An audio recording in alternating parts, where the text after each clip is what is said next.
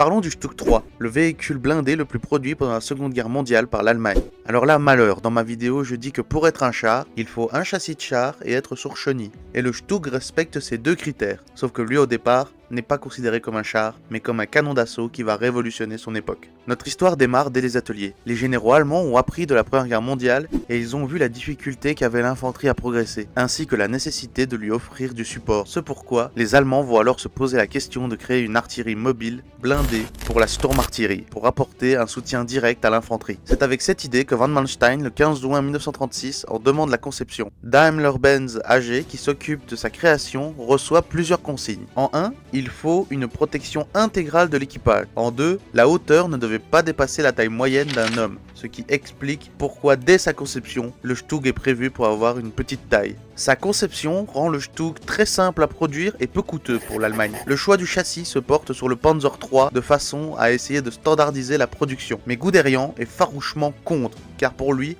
le Stug n'est pas un char et que de plus, il lui prend des châssis de Panzer III qui n'iront pas dans ses Panzer divisions, alors que l'industrie produit peu de chars. La séparation est telle que les équipages de Stug ont leur propre centre d'entraînement dédié uniquement dans le cadre des artilleurs à piloter un Stug, alors que le reste des pilotes de chars sont dans les centres d'entraînement des Panzer divisions. Oiseau rare pendant la campagne de France, c'est pendant Barbarossa qu'il prendra ses lettres de noblesse. Assurant parfaitement son rôle de support d'infanterie, il est loué par les divisions qui l'accompagnent.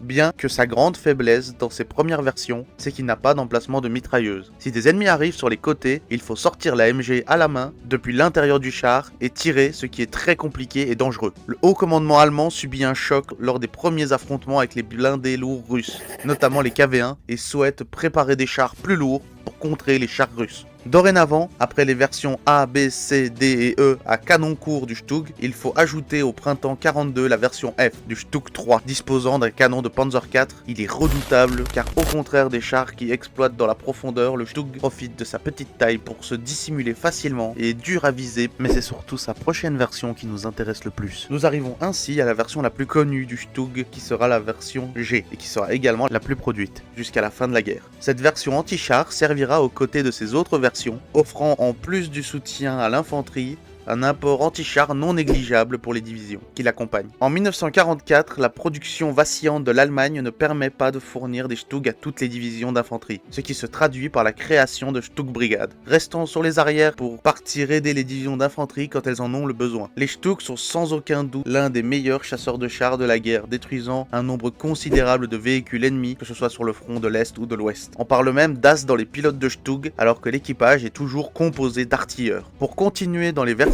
nous avons le Stug 42. Les Allemands, n'ayant plus les moyens de créer des canons d'assaut pour les Stug, décident de prendre des canons de l'F-45 et de les mettre sur les Stug, créant ainsi une nouvelle version non pas anti-char, mais comme support d'infanterie comme les premiers Stug. Mais il y a quelque chose de spécial avec le Stug et pourquoi il y a énormément de Stug différents, même au sein de chaque version. Les usines, lorsqu'elles manquent de pièces pour certains modèles, vont en prélever dans leur stock qu'elles avaient d'autres Stug. Des pièces de Stug F sur des Stug G, des pièces de Stug B sur des Stug F, etc. Créant une myriade de Stug différents de par les contraintes industrielles et les stocks utilisés par les usines. Je ne parlerai pas des versions anecdotiques comme le Stug 33 et ses 60 exemplaires pour ne pas m'éterniser et pouvoir basculer sur ce que devient le Stug après-guerre. Car après tout, j'ai dit que c'était le char le plus produit sans dire son nombre. Eh bien, le Stug a été produit à plus de 10 000 exemplaires, et beaucoup d'entre eux ne termineront pas leur carrière à la fin de la Seconde Guerre mondiale. Le Stug a fait ses preuves pendant la guerre, et tous les pays sont désormais très fans de ce char. Les Finlandais, qui en récupéreront une partie et s'en serviront jusque dans les 60, comme beaucoup d'autres pays, comme la Yougoslavie, la Hongrie, la Roumanie, la Norvège, et bien d'autres encore. Même les Américains, pendant la guerre, n'hésiteront pas à récupérer les Stug pris aux Allemands et à les utiliser, car eux ne disposent pas de pareil canon d'assaut. Tous reconnaissaient la qualité du Stug et son efficacité, et son dernier coup de feu sera très certainement lorsque le Stug ira se battre pendant la guerre des 6 jours dans les rangs de l'armée syrienne,